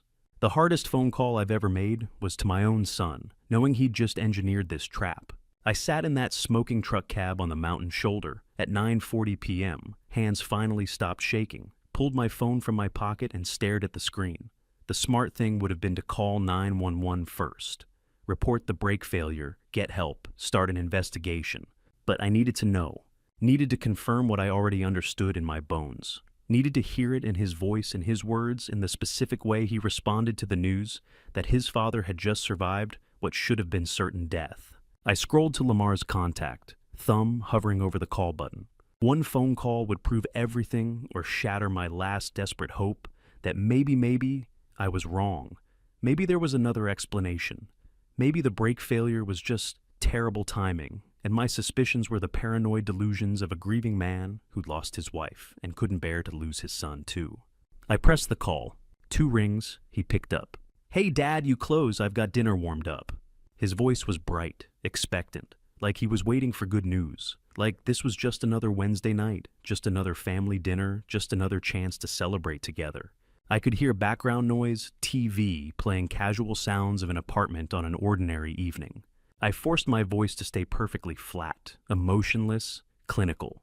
"My brakes just failed," I said, on the mountain descent. Silence. 3 seconds of silence felt like 30. 3 seconds of silence can tell you everything. In that pause, I heard my son calculating whether his plan had gone according to expectations. Then his voice came back and it had changed. Lost the casual warmth. Became urgent in a way that had nothing to do with concern. "Where are you, sharp?" Almost frantic. "What section of the road exactly? Which mile marker? How do you—" Not "are you hurt?" Not "are you okay?" Not "what happened?" Just "where?" Frantic need to know if the plan had worked, if the body was where it should be, if the accident had looked convincing enough. And I had gone over the cliff like I was supposed to. I stayed silent, letting the quiet roar through the speaker. If you were in my shoes, would you have hung up immediately or demanded answers? Right then, let me know in the comments. As for me, I hung up, didn't say another word, didn't answer his question, just ended the call and sat there holding the phone in the dark. My hands weren't shaking anymore. That scared me more than the terror had. I'd moved past shock into some kind of operational calm that felt cold and foreign and necessary. The son I'd loved was gone, What remained was evidence. I dialed 911. 911, what's your emergency? I'm on Highway 74 mile marker 42, I said. My voice was steady. Contractor giving specifications, not victim, reporting a deliberate sabotage. My vehicle mechanics have been dangerously tampered with. I need police and a tow truck. Sir, are you injured? No, but someone tried to make sure I would be. I gave her the details, location, vehicle description, the fact that I'd scraped the truck against the mountain wall to avoid going over the cliff. She said, units were on the way. Stay with the vehicle, don't move. I hung up and sat in the darkness. My phone rang, Lamar calling back. I didn't answer. It rang again, 3 more times in 2 minutes. I watched it ring and didn't move. Then I dialed Arlene. She picked up on the first ring alarm already in her voice. Clarence, what's wrong? It's almost 10. The brakes failed, I said. 3 sentences clean and simple. On the mountain, I survived. It was Lamar. Dead silence on the line. Then her voice came back and it had turned to steel. Floyd is leaving right now. Stay exactly where you are. Don't move. Don't call anyone else. We're coming. No questions, no disbelief, no asking if I was sure. Just instant action. Just family closing ranks. Police are already on the way, I said. Good. Floyd will be there in 20 minutes. She hung up. I sat alone in the dark cab, smoke still drifting up from the hood, the smell of burnt rubber thick in the mountain air. My phone kept buzzing. Lamar calling. I turned the phone face down and stared out at the darkness beyond my headlights. 2 meters. That's how close I'd come to going over that cliff. 2 meters between life and death. Between surviving and becoming a statistic on a mountain road, another tragic accident, another father who didn't make it home. And sitting there in that silence, I thought about Otis Whitfield. Thought about him emerging from his repair shop at that gas station, walking toward a complete stranger with desperate eyes and urgent warnings. Thought about him risking everything, his business, his safety, maybe even his family, to tell me something I hadn't wanted to hear. He'd known. He'd watched Lamar sabotage my truck, had seen exactly what was being done and exactly what it would cause. And he couldn't live with staying silent, even when staying silent would have been safer, easier, smarter. How do you thank a stranger who saved your life by risking his own family's safety to warn you about your own son? If Otis hadn't stepped out of his shop that night, would I even be alive to make these calls? The answer was no. Without that warning, without those desperate words that I dismissed as crazy or confused or some kind of scam, I would have driven into these mountains at full speed, confident in my brakes, trusting in my son's inspection, completely unprepared for what was about to happen. I would have hit that first descent at 65 miles per hour with no warning, no preparation, no chance to remember 30 years of construction knowledge that taught me how to fight physics and win. I would be dead. Otis Whitfield had saved my life, and Lamar, my son, my boy, the child I'd raised and loved and taught to swing a hammer, had tried to end it. I sat there in the smoking cab waiting for Floyd and the police, and I let myself accept what I'd been refusing to believe. My son had tried to end my safety. And he'd almost succeeded. A stranger's conscience had saved my life. Now I had to face what my own son's lack of conscience had tried to do. When you have to tell a police officer that the person who put your life in such clear danger was your own son, there are no words in any language that make that sentence easier to say. Floyd arrived first at 10:30 p.m., his truck pulling up on the Highway 74 shoulder with headlights cutting through darkness. He stepped out without a word, walked straight to where I sat, and stood beside me like a brick wall. No questions, no empty comfort, just solid presence. Minutes later, red and blue lights washed over the scene. Deputy Renee Ashford's patrol car, followed by Detective Cedric Greer's unmarked sedan and a flatbed tow truck. The machinery of justice arriving with flashing lights and radio chatter. Deputy Ashford approached with a flashlight, taking in the scraped passenger side, the proximity to the cliff edge, the smell of burnt rubber still thick in the air. Professional, methodical kind, but unreadable. Mr. Caldwell, she said, I need to ask you some questions about your vehicle. Take your time, she added. I know this is difficult. The recovery crew secured my truck onto the flatbed with deliberate care, not salvage evidence. Detective Greer circled the scene with a camera documenting tire marks measuring distances. Radio chatter filled the silence. Floyd stayed beside me, solid as stone. Deputy Ashford pulled out a notepad. Sir, I need you to walk me through what happened tonight. I told her. The descent, the pedals sinking, the 8 seconds between life and death, the mountain wall that saved me. She wrote it all down, asked clarifying questions, nodded at the right moments. Then she looked up. Who was the last person to have access to your vehicle for maintenance or repair? 4 seconds. That's how long it took me to answer. 4 seconds that stretched like hours. My mouth shaped the word, but didn't release it. Floyd's hand settled on my shoulder, a steady grounding. Those 4 seconds before I said my son's name felt like standing at the edge of a cliff I couldn't step back from. Once I said it out loud to a police officer, it became real in a way that couldn't be undone. My son, I said finally. Lamar Caldwell. He took it to a shop a few weeks ago. Deputy Ashford's pen stopped mid-stroke. Her eyes flicked up. Your son, she repeated. Not a question, confirmation. I nodded. She wrote something that took longer than it should have, then looked at me with an expression I couldn't quite read. Mr. Caldwell, I'm going to need you to come to the station tomorrow to give a full statement. I understand. Do you have somewhere safe to stay tonight? Stillwayn? This will assist. My sister's house in Hendersonville. Floyd, you're taking him there now. Yes, ma'am, Floyd said. First words he'd spoken since arriving. We drove to Arlene's in silence. My phone kept buzzing. Lamar calling. I didn't answer. Arlene's kitchen at 11:30 p.m. was warm yellow light and hot coffee and 3 people who'd run out of words. I sat at her table and laid it out. Everything. The questions about insurance policies and land sales, the truck taken for 7 days, the birthday invitation designed to put me on Highway 74 at night, tonight's brake failure. Arlene listened in complete silence. Then something clicked behind her eyes. You saw his car where I asked, remembering. That repair shop on Highway 74, she said slowly. The one next to the gas station, 2 weeks before he took your truck in. 2 weeks before. Scouting. Planning. There's a receipt in my desk drawer, I said. From Harmon's Hardware. Tools, brake line cutters. I found it in his jacket pocket. The pieces didn't fall into place. They locked together with the precision of machine parts, showing me a blueprint I'd been holding fragments of for months without seeing the whole design. Not impulse, not panic. Blueprint. Premeditation spanning months. The computer searches, the reconnaissance at the repair shop, the hardware store purchase, the 7 days with my truck, the perfectly timed birthday invitation. Every piece calculated, every variable controlled. My son had engineered my death with the same methodical precision I'd taught him to use when building fence posts. Arlene reached across the table and took my hand. Didn't say anything. Didn't need to. At 12:30 a.m., my phone buzzed. Text from Lamar. Hey, you get home, okay? Roads were pretty dark tonight. I stared at those words, read them 3 times. Casual, breezy, checking whether his father was alive or dead without asking directly. 20 minutes later, another buzz. Want to grab breakfast tomorrow? Haven't seen you in a few days. Fishing. Testing. Needing to know if the plan had worked, but unable to ask outright. Because asking, are you alive, would be an admission.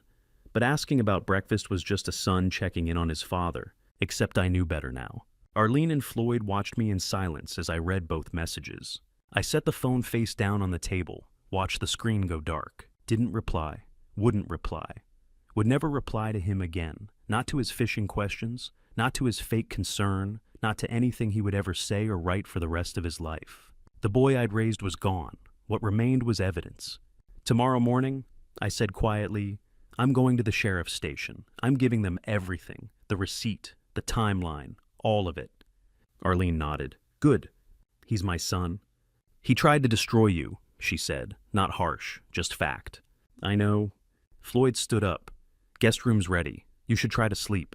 I didn't sleep. I lay in Arlene's guest room staring at the ceiling, thinking about a 12-year-old boy building a birdhouse and a 35-year-old man building a murder. Thinking about the moment when one became the other. Thinking about Dawn and the decision I'd already made and what it would cost to follow through.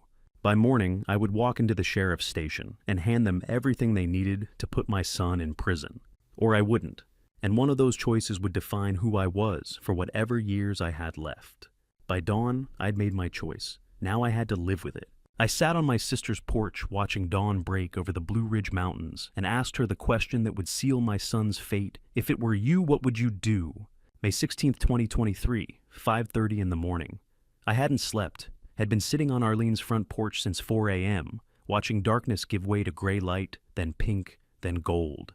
Cold mountain air bit through my jacket. Birds were starting their morning songs. The world was waking up while mine was ending. Arlene stepped out with 2 mugs of coffee, sat beside me, handed one over. We sat in silence for 10 minutes. Just the sound of birds and wind through pine trees and 2 people who'd known each other their entire lives. Finally, I spoke. "If it were you," I said quietly, "what would you do?" She knew what I was asking, knew I was standing at the edge of a choice that would define everything that came after. She looked at me with an expression that was both gentle and iron. "You don't do anything, Clarence," she said. "The law handles it." Those words gave me what I needed, permission to surrender the burden, not revenge, not protection, not paternal intervention trying to fix what couldn't be fixed. Justice. At 6 a.m., exactly. I pulled out my phone and dialed Deputy Ashford's direct number. My voice was steady. Contractor giving specifications. "Deputy Ashford, this is Clarence Caldwell. I have evidence you need to see." "I'm listening, Mr. Caldwell." "There's a receipt from Harmon's Hardware in Asheville, dated 4 days before my son took my truck in for service." Silence on the line. Then, "What does the receipt show?" I read it line by line. "Brake line cutting tool, $34.99. Metric wrench set, professional grade, $28.75. Hydraulic brake fluid 32 ounce, $12.49. Specialty brake line pliers, $11.20. Total $87.43. Reading that receipt out loud to a police officer line by line was the moment I stopped being a father, protecting his son, and became a citizen, demanding justice for attempted murder. "Is this receipt in your possession?" she asked. "Top desk drawer at my cabin. I'll have it ready for your team. We'll need to collect it as evidence." "I understand." "Mr. Caldwell," she said, her voice careful, "we're going to need a search warrant for your son's apartment, for his computer, his financial records, any tools or equipment. This is going to move fast now." "Good," I said. I hung up and sat there on Arlene's porch holding my coffee mug, watching the sun clear the ridgeline and turn the mountains gold. It was done. Deputy Ashford told me later what happened at 7 a.m. Police arrived at Lamar's apartment in East Asheville, search warrant in hand. He opened the door in pajamas, face still holding that smug confidence.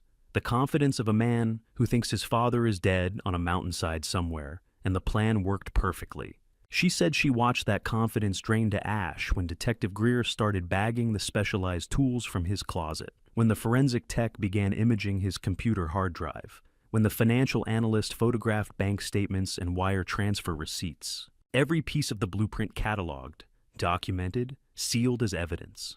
"We have a warrant to search these premises," Greer had said. Lamar had tried to sound casual. "This is a mistake. I don't know what you think you'll find." "Step aside, Mr. Caldwell." Ashford said his hands were shaking when they led him to the patrol car. Said he kept asking where his father was, if I was okay, what was happening. Like he cared. Like he hadn't spent months planning my death. At 8:15 a.m., my phone rang. Deputy Ashford's voice was professional, but not unkind. "Mr. Caldwell, your son is in custody." 3 words that should have brought relief, but felt like stones. Arlene's hand settled on my shoulder. I nodded, though she couldn't see it through the phone. "Thank you," I said. "We'll need that receipt. State troopers are heading to your property now." "I'll meet them there." Floyd drove me to the cabin. We pulled into the driveway, and I walked through the door into the kitchen, where everything had started, where Lamar had sat drinking coffee and asking about life insurance policies, where I'd found that receipt in his jacket pocket and put it away, meaning to ask him about it. I walked to my desk, opened the top drawer. The receipt was right where I'd left it, folded once. Harmon's Hardware, the line items that proved premeditation. I held it in my hands and thought about a Saturday afternoon 15 years ago. Lamar was 14 years old. I'd taken him to the hardware store and bought him his first real toolbox, not a toy. A professional-grade metal case with his initials engraved on the side.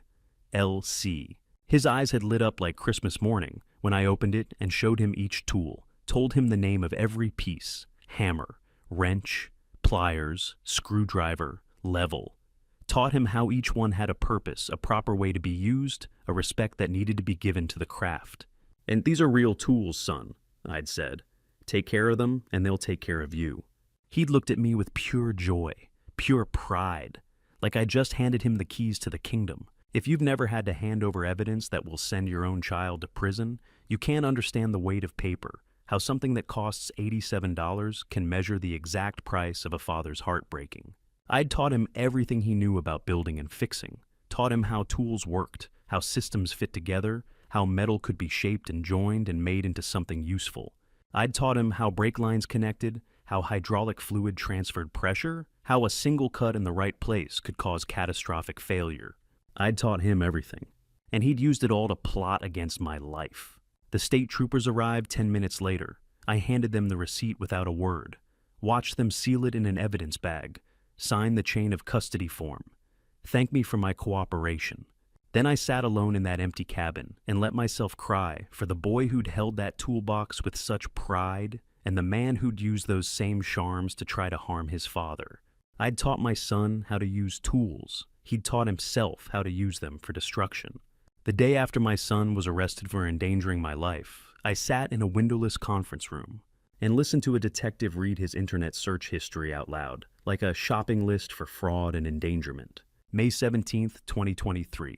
Morning, Sheriff's Station in Henderson County, small clinical conference room with fluorescent lights humming overhead and that particular smell of stale coffee and recycled air. The table was covered in printouts and evidence folders, everything organized with bureaucratic precision. Detective Cedric Greer sat across from me with his laptop open. Deputy Renee Ashford stood near the door, professional, measured, about to present months of digital evidence extracted from Lamar's seized computer. My own coffee sat untouched in front of me, gone cold. Mr. Caldwell. Greer said, his voice careful. What I'm about to show you is difficult. Take your time. I need to see it all, I said. He nodded. I turned the laptop screen toward me. A spreadsheet filled the display. Browser history with precise timestamps. Each line a search query, each query a step in the blueprint for my death.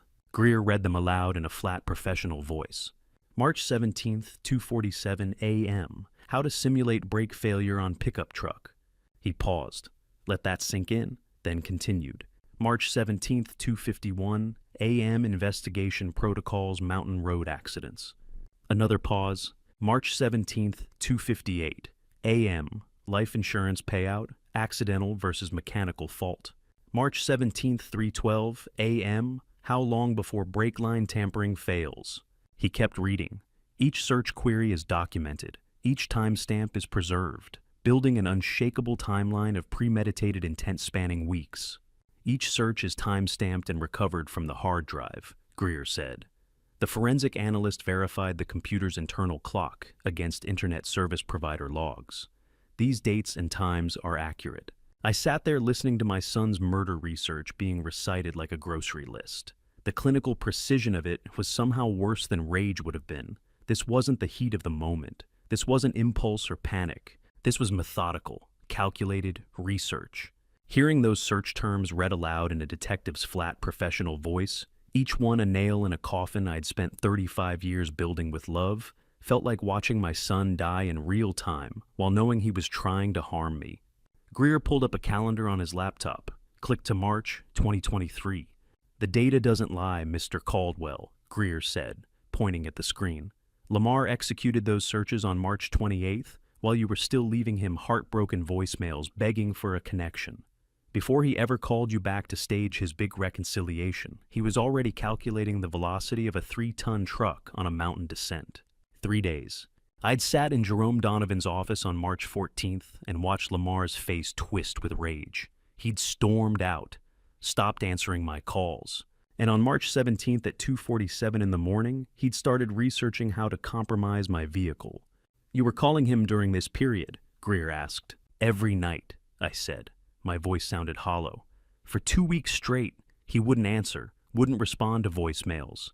On day 15, he finally called back crying, asking for forgiveness. Greer wrote something in his notes, but by then he'd already begun the research phase. Yes, the dates locked together with brutal clarity. While I'd been sitting in my cabin at night, phone pressed to my ear, listening to Lamar's voicemail message and begging him to call me back, he'd been sitting in his apartment, researching brake tampering methods, grief and murder research happening simultaneously, separated only by a phone line and intent. Greer shifted to another folder, pulled out bank statements. The financial forensics are equally clear, he said. The $30,000 you gave your son on that Sunday afternoon, he deposited the check within 1 hour. He slid a photocopy across the table. Bank deposit receipt. Timestamp 4:47 p.m. Less than 60 minutes after I'd handed him that check in my kitchen. Wire transfer was initiated the same day, Greer continued. He slid another document across. This is the destination account. I looked at it, a string of numbers that meant nothing to me. What kind of account, I asked. Offshore sports gambling, debt repayment to a loan shark operation. Greer's voice stayed professional, but I heard the edge underneath. Our financial analyst traced it. Your son owed $127,000. The $30,000 you gave him barely made a dent. No real estate investment, no neighboring county property, no friend who needed help. Just gambling debts and the loan sharks who had been threatening him. If you've ever handed someone you love thousands of dollars while knowing deep down they're lying to you, but choosing to believe anyway, because the alternative is unthinkable, you understand why seeing that wire transfer receipt felt like having my heart torn out twice. Once when I'd given him the money, choosing hope over evidence. And again, now seeing proof that every word had been a lie. There never was a real estate deal, I said. Not a question, statement. No, sir, there was not. I sat there staring at the spreadsheets, the printouts, the time stamps.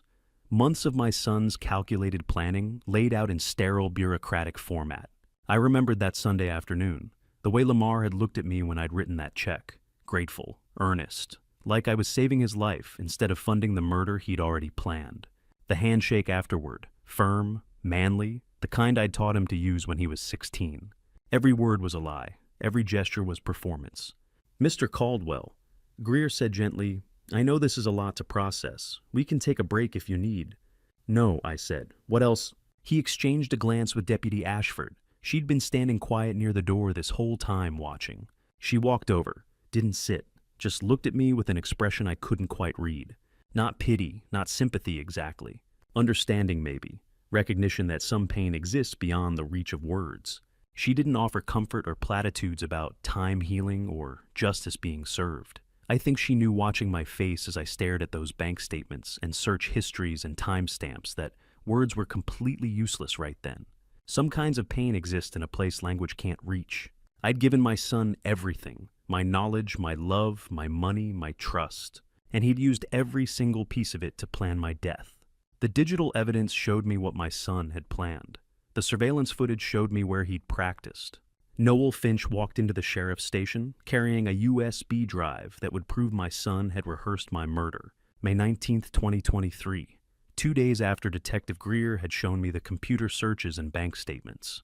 I was back at the station for another round of evidence review when Noel walked in. He was 37, owned the gas station on Highway 74 where I'd stopped that night, where Otis had warned me. I recognized him from that night, the man watching through the booth window, while Otis begged me not to drive. Mr. Caldwell, Deputy Ashford said, gesturing him over to where we sat. This is Noel Finch. He has something you need to see. Noel looked uncomfortable, apologetic. I'm sorry it took me so long, he said. Deputy Ashford called asking about surveillance footage. I hadn't reviewed the archives until yesterday, but I found something. He held up a small USB drive. 3 days of footage, he said. May 12th through 14th, right before what happened. My hands started shaking before Ashford even loaded the file onto the station computer. She pulled up the video player, clicked on the first file. Date stamp in the corner, May 12th, 2023, 2:47 p.m. Black and white security camera footage, wide-angle view of the gas station lot, cars coming and going, normal afternoon traffic. Then a truck pulled up to the pumps. I recognized it immediately. Same make and model as mine, but it wasn't mine. It was Lamar's. He climbed out, started the pump, paid with cash at the window. Normal gas station, stop. Nothing unusual, except he didn't get back in his truck. He walked to the edge of the parking lot, stood there looking down the Highway 74. The camera angle caught him in profile, hands and pockets completely still, just staring. Ashford paused the footage. Watch his body language here. I watched. Lamar stood at that edge for a full 90 seconds, not checking his phone, not stretching his legs, just standing there studying the road, studying the descent, the grade, the curve. the exact section where my brakes would fail 3 days later. He's mapping it, Ashford said quietly. Calculating sightlines, approach angles, how fast a vehicle would be moving on that descent. She let the footage play. Lamar walked back to his truck, drove away. I sat there staring at the frozen image on the screen. How do you reconcile the boy who built tree forts with you on summer afternoons, who laughed when you taught him to skip stones across the creek, with the man who stood in a gas station parking lot, mapping out the exact road where he wanted to orchestrate your accident? I couldn't. Ashford clicked to the next file. May 13th, 2023. Different time of day, evening around 7 p.m. Same truck, same stop, same deliberate observation of the road. May 14th, 2023, morning, third visit, third reconnaissance. He came back 3 times, Ashford said. Different times of day, checking traffic patterns, visibility, approach speeds. This wasn't impulse, Mr. Caldwell. This was rehearsal. I looked at the screen showing my son standing at that parking lot edge, staring down Highway 74, like he was memorizing every detail. He was drawing a map with his eyes. X marks the spot where fathers die. The surveillance footage was the final piece. Computer searches showed intent. Financial records showed motive. Hardware receipts showed preparation. But this showed premeditation so calculated that even I couldn't find room for doubt anymore. The next 8 months were a blur. Depositions, evidence cataloging, meetings with prosecutors, the justice system grinding forward with bureaucratic precision, while I tried to figure out how to live in a world where my son had tried to harm me. I avoided mirrors, couldn't reconcile the face looking back at me with the reality I was living. Survivor guilt mixed with testimony, preparation mixed with grief so deep it had no bottom. Leora moved back to the homestead in July. Said she was helping with property maintenance, but I knew she was there to make sure I didn't fall apart completely. Some nights we sat on the back porch like I'd done with Arlene, just existing in silence because words had stopped being useful. The trial was set for January 2024, 8 months to build the case. 8 months for the prosecution to assemble every piece of evidence into an airtight narrative. 8 months to prepare myself to sit in a courtroom and watch my son be judged. January 2024. Cold Tuesday morning, Buncombe County Courthouse in Asheville. I sat in the witness gallery with Arlene on one side and Floyd on the other. Leora sat behind me, her hand on my shoulder. The courtroom was packed media-curious onlookers, people I'd never met, who'd somehow heard about the case. And there at the defendant's table sat Lamar. First time I'd seen him since that night on Highway 74. 8 months of separation. He looked thinner, older, wore a suit I'd never seen before, and an expression I couldn't read. He didn't look at me, kept his eyes straight ahead or down at the table. The prosecutor stood to give opening statements, mid-40s professional, carrying a folder thick with evidence. She laid it out methodically for the jury, the will reading in March, the computer searches 3 days later, the wire transfer of funds to gambling debts, the hardware store receipt, the 7 days Lamar had possession of my truck, the reconnaissance visits to the gas station, the brake failure on May 15th. Every piece connected to the next with mathematical precision. Then she pulled up a screen, played the surveillance footage from May 12th. The jury watched Lamar fill his tank, walk to the parking lot edge, stand there staring down Highway 74. The prosecutor froze the image, Lamar's face in profile looking down the road. At this footage, she said, pointing at the screen, was taken 3 days before my brake lines failed on this exact section of Highway 74. 3 days before this, father nearly died on a curve his son had personally scouted and studied. This is not coincidence. This is premeditation. I sat in that courtroom gallery and looked at the frozen image on the screen. Lamar stood at that pump 3 days prior, staring down the road he wanted me to die on. When the prosecutor called Otis Whitfield to the stand, every head in that courtroom turned to watch the man who saved my life walk toward the oath. He wore a pressed blue shirt that strained slightly at the shoulders, mechanic's arms that had spent 30 years under hoods and axles. His limp was more pronounced than usual. Nerves, maybe, or the weight of what he was about to say. The prosecutor, a sharp woman named Victoria Slade, didn't waste time. Mr. Whitfield, you've operated Whitfield's garage on Highway 74 for how long? 26 das Breitbase. 32 years this past April, Otis said. His voice carried across the courtroom like gravel underfoot. And on February 14th, 2023, did the defendant approach you with a proposition? Yes, ma'am, Otis said. He rented a lift in my shop under a false pretense, and when I caught him tampering with the vehicle housing, he offered me $5,000 cash to completely compromise his father's brake system so it would fail under stress. I refused to touch it. Victoria Slade let the silence settle before continuing. And how did you respond to that offer? I knew right then Lamar was dangerous, Otis said, looking straight at the jury. I was terrified for my shop and my family, so I took his money and stayed silent out of fear, but the guilt was eating me alive. That's right. Isn't it possible you fabricated this entire story to cover your own guilt when Mr. Caldwell's brakes failed? Otis leaned forward. No, sir, I didn't touch those brakes, but somebody did. Somebody? Yates repeated, smirking. But you can't say for certain it was my client, can you? I can say he paid me to do it. I can say he told me exactly how he wanted it done, and I can say when I refused he found someone else. Yates had no response to that. He sat down. The second witness was Tamara Blanchard Lamar's ex-wife. She took the stand just before lunch recess, thin, tired-looking, with dark roots showing beneath bleached hair. She avoided looking at Lamar entirely.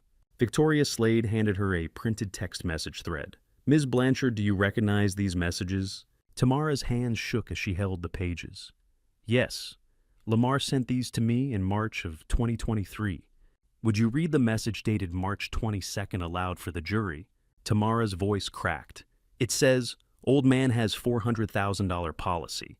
If something happens, my slate is wiped clean. You get your cut once I settle the estate." The courtroom went dead silent. Victoria continued, and the next message dated March 24th. Tamara read, Leora gets the land, but I'll contest it. Insurance payout is mine, free and clear. We'll be debt-free by summer. I felt Leora's hand tighten on my arm. Her breathing had gone shallow. Victoria walked to the jury box. Ms. Blanchard, did the defendant discuss his father's life insurance policy with you on multiple occasions? Yes, ma'am. He was obsessed with it. He said once his dad was gone, he'd finally have enough to pay off his gambling debts and start fresh. Brennan Yates tried to discredit her. Cross pointed out her own legal troubles, her contentious divorce from Lamar, but the texts were too damning. Words on a screen don't lie the way people do. When court adjourned for the day, I walked out into January cold that felt colder than any winter I could remember. Leora stayed close, her silence heavier than any words she could have spoken. Inside that courthouse, my son's lawyer was preparing his defense. But I just heard two people under oath under penalty of perjury describe in precise detail how Lamar had planned to eliminate my financial and physical security for money. Tomorrow the defense would present their case, and I had no idea what lie they'd try to sell. Brennan Yates stood to deliver his closing argument the next morning, and I watched him realize in real time that there was nothing left to say. He adjusted his cuffs, cleared his throat, glanced down at his notes as if the right words might materialize there. Ladies and gentlemen of the jury, he began, his voice steady but hollow. You've heard compelling testimony. I won't insult your intelligence by pretending otherwise. But I ask you to consider the gaps in this narrative, to question the credibility of a mechanic who admits he accepted a bribe. He stopped. The jury stared back at him unmoved. One woman in the second row shook her head almost imperceptibly. Yates tried again.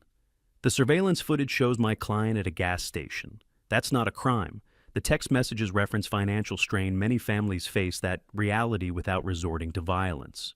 Reasonable doubt exists in the space between circumstance and intent. But there was no space. Not anymore. The evidence had filled every crack. Victoria Slade rose for the prosecution's rebuttal. She didn't raise her voice. Didn't need to. The defendant searched how to cut brake lines on March 17th. 3 days after learning his inheritance was $50,000 instead of the $400,000 he believed he deserved.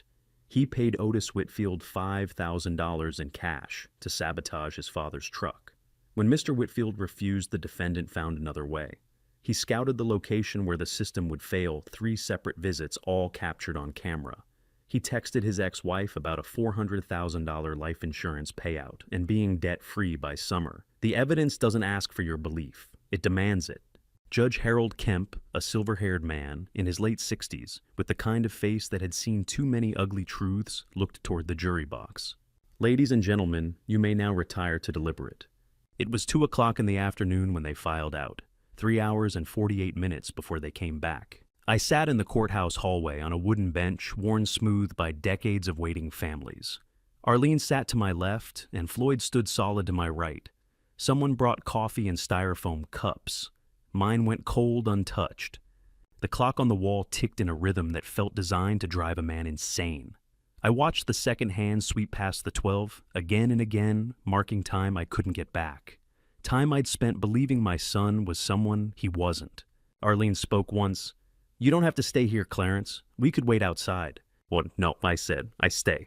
I thought about Lamar at 7 years old, sitting on the porch steps with a pocket knife and a chunk of pine trying to carve a whistle the way I'd shown him. I thought about him at 16, fixing the fence line with me in August heat, complaining the whole time, but staying until the job was done. I thought about the morning after Wanda died, when he showed up at the house with a casserole he had bought from the diner, because he didn't know what else to do. Where does fatherhood end and self-preservation begin when your own son turned against your very existence? I didn't have an answer. Maybe there isn't one. Maybe some questions exist just to mark the place where love and grief become the same thing. Every father walks his children through doorways until one day the door swings shut and they're gone for good. You tell yourself it's natural. They grow up, move on, build lives of their own. But this was a door I never imagined, one that locked from the inside and left me standing in a hallway that smelled like floor wax and fear. At 4:50, the bailiff stepped into the hall. "Jury's back." My legs felt unsteady as I stood. Arlene's hand touched my elbow, steadying me without a word. We filed back into the courtroom and took our seats in the gallery. Lamar sat at the defense table, his back rigid, hands folded in front of him. The jury filed in. None of them looked at Lamar. That told me everything. Judge Kemp settled into his seat. "Has the jury reached a verdict, boss?" The foreman, a middle-aged man in a plaid shirt, stood. "We have, Your Honor. What do you say?" "We find the defendant guilty on all counts attempted murder in the first-degree conspiracy to commit murder and financial fraud." The courtroom went silent. Judge Kemp nodded gravely, thanking the jury for their service before dismissing them. He then turned his gaze to the defense table. "The defendant is remanded into custody without bail. A formal sentencing hearing will be scheduled in 60 days, where this court will officially hand down the statutory maximum penalties." Note: 2 months later, the gavel would drop on a 20-year sentence, but the look Lamar gave me that afternoon in handcuffs told me everything I needed to know. Lamar turned and looked at me for the first time since the trial began. Not a glance, a full, deliberate stare. I waited for something, remorse maybe, grief, some flicker of the boy who used to fall asleep on my shoulder during long drives home from his grandmother's house. But what I saw in his eyes wasn't sorrow. It was resentment, cold, absolute resentment, as if I had wronged him, as if my survival, my refusal to die on that mountain road was the real betrayal. I held his gaze, didn't cry, didn't flinch, didn't look away. The bailiff turned him toward the side door. The handcuffs clicked into place, and then he was gone. The courtroom doors swung shut behind him, and I sat in that empty gallery a long time. Arlene's hand rested over mine on the wooden bench. Floyd stood silent near the back. Nobody said a word. 1 week after the verdict, I stood at my own front door with my daughter beside me and couldn't make myself turn the handle. Leora had driven me from Arlene's house that morning. The 40-minute ride passed in silence. When we pulled into the gravel drive and I saw the farmhouse white clapboard green shutters, the porch swing. Wanda and I had hung 23 years ago. My chest went tight. "You don't have to do this alone, Dad," Leora said quietly. "I'm here." I stared at the door. Just oak and brass. Nothing special. But crossing that threshold felt impossible.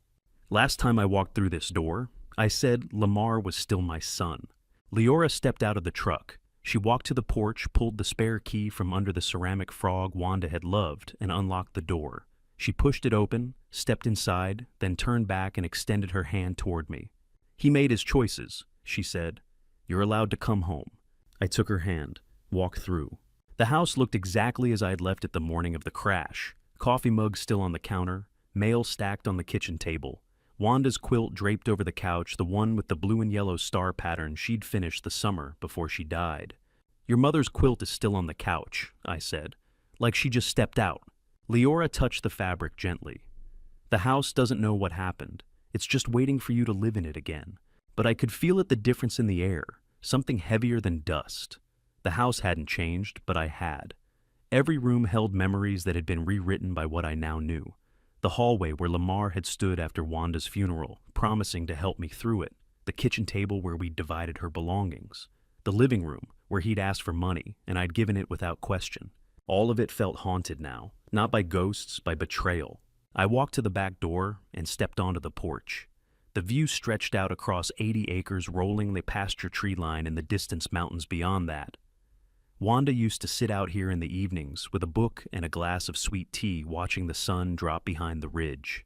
Lamar had wanted to remove me from this land, had crouched under my truck with a wrench in his hand, and imagined taking over everything so he could inherit this view. The weight of it broke through. I sat down hard on the porch steps.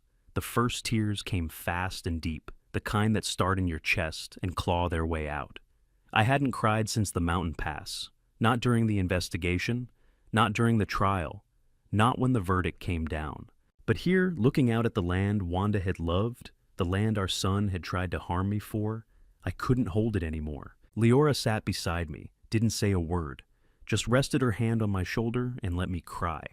He stood under my truck with a wrench, I said through the tears, and thought about destroying my life for this land. You survived, Dad. That's what matters now. I don't know how to live here without your mother, without him. You don't have to know yet, she said. You just have to stay. Do you rebuild the house that held your betrayal, or do you run from the only home you've ever known? I chose to rebuild. Over the next 3 weeks, I changed every lock in the house, installed motion sensor lights around the perimeter, mounted security cameras at each corner of the property, built a reinforced garage with a steel roll-down door and a deadbolt you'd need a blowtorch to break. Leora stayed through most of it, sleeping in her old room, cooking meals. I barely touched handing me tools without being asked. She didn't push, didn't try to fix what couldn't be fixed, just stayed. Every new lock I installed was another brick in the wall between who I used to be and who I had to become. The man who trusted easily was gone. In his place, someone who checked the driveway twice before bed. Someone who kept the porch light on all night. Someone who understood that safety wasn't a given. It was something you built with your own 2 hands. The physical work helped. Hammer blows, drill bits biting into wood, the burn in my shoulders after a long day of framing. Manual labor became a kind of therapy, each task exorcising one more ghost from the walls. You're building a fortress, Leora said one afternoon, watching me install the 4th camera. I'm building peace of mind, I replied.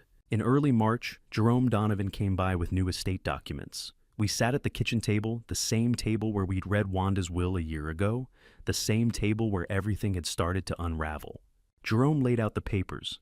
This revision removes Lamar Caldwell entirely from succession. Leora becomes sole beneficiary of the estate homestead assets, all of it. We've also established a $100,000 scholarship fund in your late wife's name for Henderson County students pursuing charm trades. It'll be administered through the community college. I signed where he pointed. Each signature felt like closing a door that should have stayed shut years ago. The scholarship fund will honor your wife's memory. Jerome continued, while supporting local youth who need a hand up. I stared at the document. At Wanda's name typed in clean black ink. At the line that removed Lamar from everything she'd built. My wife, I said slowly, she structured the original will the way she did for a reason, didn't she? Jerome's expression softened. I can't speak to her intent, but Wanda was a careful woman. She thought about consequences. Signing the new estate document at that same kitchen table, I thought of Wanda. She knew. The original will splitting everything equally between both children, she already knew our son had this darkness inside him. Maybe that's why she wrote it the way she did. But knowing didn't make the next phone call any easier. Renee Ashford gave me the therapist's number in March, and I stared at it for 2 weeks, before admitting I didn't know how to live with what I'd survived. The phone call was harder than signing estate documents, harder than walking into my own house. Asking for help meant admitting I was broken, and 58 years of pride don't crumble easy. But I made the call. Dr. Simone Cobb's office sat in a quiet brick building in Hendersonville's 2nd floor overlooking Main Street. She was maybe 45, with wire-rimmed glasses and the kind of calm presence that made you feel like you'd known her longer than you had. Licensed therapist specializing in trauma recovery for older adults, the plaque on her door said. I'd never spoken to a therapist before in my life. What brings you here today, Clarence? she asked, settling into the chair across from me. Deputy said it might help. Help with what? I looked out the window, watched cars pass below. Moving forward, I guess. Simone didn't push, just waited. The silence stretched until I couldn't stand it anymore. Tell me about your son, she said gently. Which version? I asked. The boy I raised, or the man who tried to compromise my life? Let's start with the boy. So I did. Weekly sessions through the spring. I talked about Lamar at 7, helping me fix fence posts on the north pasture, about teaching him to drive stick shift in the empty church parking lot when he was 15, about the morning I handed him my truck keys, never imagining what he'd done underneath it. Simone listened without judgment, never looked shocked, never told me what I should feel. What hurts most? She asked one afternoon in April. I thought about it for a long time. That I didn't see it sooner. Didn't see it? Simone leaned forward slightly. Or saw it but chose to believe otherwise. The question hit like a fist to the sternum. I sat there in silence, maybe a full minute. She didn't fill it. He stopped visiting after his mother died, I finally said. I told myself he was grieving, that he needed space. But the truth is, he only came around when he needed money, and I knew that. I just didn't want to look too closely. Why not? Because if I looked, I'd have to admit my son didn't love me anymore. Simone nodded slowly. You didn't fail to see Clarence. You chose not to look too closely. And there it was, the thing I'd been avoiding since the night my brakes failed. I hadn't been blind. I'd been willfully ignorant. Every red flag, the gambling debts, the resentment in his voice, when Leora succeeded the way he measured everything by dollar signs, I'd seen them. I just told myself, they didn't mean what they meant. How many fathers choose willful blindness over seeing their children, clearly believing love means never doubting? I'd been holding up a mirror to Lamar my whole life, but angling it just enough to avoid seeing the parts I didn't want to face. Wanda had seen it. That's why she wrote the will the way she did. She'd looked directly into that mirror and didn't flinch. But I had, and it almost cost me my life. The sessions became a cornerstone through the summer months. I learned to separate guilt from grief, to understand that loving someone doesn't mean ignoring who they really are, to forgive myself for being human enough to want my son to be better than he was. In late June, I told Simone I'd nominated Otis Whitfield for the Henderson County Civic Integrity Award. Why is that important to you? She asked. I thought about it. Because he did what I couldn't. He chose truth over comfort, and you're honoring him for that. I'm honoring him for saving my life. But yeah, maybe part of me wishes I'd had his courage sooner. The award ceremony took place in September at the Henderson County Community Hall. Small crowd, maybe 40 people. Local officials, some press families of the nominees. Otis sat in the front row, looking bright red from the attention tugging at his collar like it was strangling him. When they called his name, he walked to the podium stiff-legged like a man approaching the gallows. The county commissioner read the citation. For extraordinary moral courage in the face of financial temptation, and for actions that directly saved the life of a fellow citizen, we present the Henderson County Civic Integrity Award to Otis Whitfield. Applause filled the hall. Otis took the plaque, stared at it like he wasn't sure what to do with it. I just did what any decent neighbor ought to, he mumbled into the microphone. Afterward, I shook his hand for the first time since the morning at the gas station. His grip was firm, calloused, real. Thank you, Otis, I said. He met my eyes. Glad you stopped to listen, Mr. Caldwell. His wife Darlene, a sturdy woman with kind eyes and silver hair, pulled back in a bun, beamed with pride beside him. She shook my hand warmly. This award means the world to him, she said. He's never been honored for anything before. I smiled, nodded, didn't tell her the truth.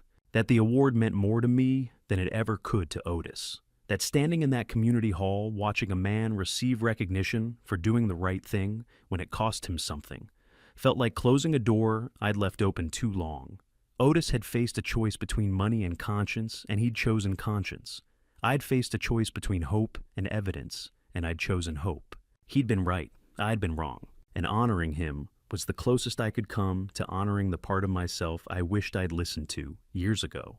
Otis's wife Darlene told me afterward that the award meant the world to him, that he'd never been honored for anything before. I shook her hand and smiled. I didn't have the heart to tell her it meant more to me, but one piece of closure still remained unfinished. January 2025. I turned 60 last month, and the mountains looked the same as they always did. That's the strangest part of surviving something like this. The land doesn't care. The ridgeline doesn't shift because a man almost died on the road below it. The frost still comes in November, the dogwoods still bloom in April, and the 80 acres still need the same tending they needed before any of this happened. The world keeps its schedule whether you're ready or not. I live alone at the homestead now. That used to feel like a sentence. Now it feels like a choice.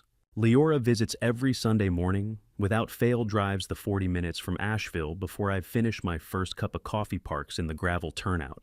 Like she's always parked there and walks through the door without knocking, because this has always been her home too. She's 28, working as a physical therapist at the hospital in Asheville, now engaged to a steady man named Marcus, who makes her laugh in the easy, unguarded way that tells you everything you need to know about a person. When she talks about him, she lights up from somewhere deep. Watching her be that happy, genuinely quietly, securely happy, is the clearest evidence I have that something good survived all of this. We don't talk about the trial anymore. We talked it into the ground. In the first year, then stopped when we both realized the words weren't doing anything useful. Now we talk about her patience, her wedding plans, the cold snap that harmed half my tomato seedlings last October. Normal things, ordinary things, the kind of conversation that used to feel like small talk, but now feels like evidence of a life continuing forward. Arlene still calls twice a week. She mentioned last month that Lamar has been asking about me through the prison counselor, whether I'd consider a correspondence, whether I'd come for a supervised visit. I told her to tell them not yet. She didn't push. She just said she'd pass it along, and then we talked about something else, and that was that. Not yet might be the most honest thing I've said in 2 years. I'm not ready to sit across a table from my son, behind a pane of reinforced glass. I've turned that possibility over in my mind, the way you turn a stone over and over in your pocket, not because you've decided what to do with it, but because putting it down entirely doesn't feel right either. Simone, my therapist, told me months ago that forgiveness isn't a destination you arrive at. It's a direction you keep walking. Some days I'm walking. Some days I'm standing still. I've made my peace with both. There is one thing that's changed since the trial that I didn't expect. I started writing, not for anyone, just for myself, at the kitchen table in the early mornings, before the light shifts filling up legal pads and handwriting my late wife used to say looked like a fence post fell over. I write about what I remember, not just from the mountain road or the courtroom, but from further back. The summers I took the kids fishing at the creek, and Lamar always wanted to be the one to unhook the catch. The winter I stayed up all night with him when he had pneumonia at age 9, sitting in the rocking chair by his bed with a damp cloth and a radio turned low. The years I told myself the distance between us was normal, that grown sons went their own ways, that not calling your father for months at a stretch was just what the modern world looked like. Writing those memories down doesn't change what happened, but it does something else. It keeps the good years from getting erased by the worst one. My son tried to harm me in May of 2023. He also sat beside me at his mother's grave in December of 2021 and cried in a way I'd never seen from him before. Both of those things happened. The second fact doesn't excuse the first, but I've stopped letting the first one cancel the second. That's the work I've been doing imperfectly every morning at that kitchen table. There's a fence line on the eastern boundary of the property that Lamar built the spring before everything fell apart. I still walk it sometimes, not to punish myself. Simone helped me work through that particular trap, but because it's solid and honest and built with craft. Every post plumb, every rail fitted without gaps. It's outlasted the trial, outlasted the sentencing, outlasted 2 winters of hard frost. I hold on to that, not as a reason to forgive what he did, but as a reminder that the story of a person is never only one thing. Otis Whitfield still runs his shop on Highway 74. We cross paths in town a few times a year, at the hardware store, at the diner on Route 9, where he eats breakfast on Fridays. He never makes a thing of it, just nods, shakes my hand. If we're close enough, asks how the property is holding up. Normal as weather. I think that's exactly how he wants it, and I respect him for it. Some people save your life and then spend the rest of their acquaintance making sure you don't feel indebted. Otis is one of those people. His wife Darlene waves from across the parking lot whenever she sees my truck. That wave means something I don't have a word for. The brake check is still part of my routine. 3 presses of the pedal every morning before I pull out of the garage. Firm resistance, no spongy, give no slow sink to the floor. I've had 2 mechanics look at me sideways, about at good trucks. They both said brakes are solid, nothing to worry about. I thanked them both and kept doing it anyway. Not because I'm afraid, because I'm paying attention. There's a difference, and learning that difference took me most of a year and about 40 sessions of therapy. I don't drive Highway 74 after dark. That's the one accommodation I've made to what happened that I haven't been able to reverse. Every other change I've made to my daily life, I've walked back slowly tested, reclaimed. I drive at night, I take mountain roads, I stay up past 10 without anxiety. But Highway 74 after 8 p.m. is still a line I don't cross, and I've stopped apologizing for that to myself. Some ground takes longer to reclaim. I've got time. I sit on the porch most evenings when the weather holds. The view doesn't change, same ridgeline, same pasture, same tree line where the national forest begins. A pair of red-tailed hawks nested in the tall oak at the property's eastern edge this past September, and I've gotten into the habit of watching them in the early evenings, tracking their circles above the pasture. Wanda would have loved that. She'd have dragged a chair out there and watched them until dark, probably named them something I would have rolled my eyes at and secretly found charming. I think about her every single day. There's a version of grief that carves out a permanent place inside you, not a wound that heals, but a room that stays furnished.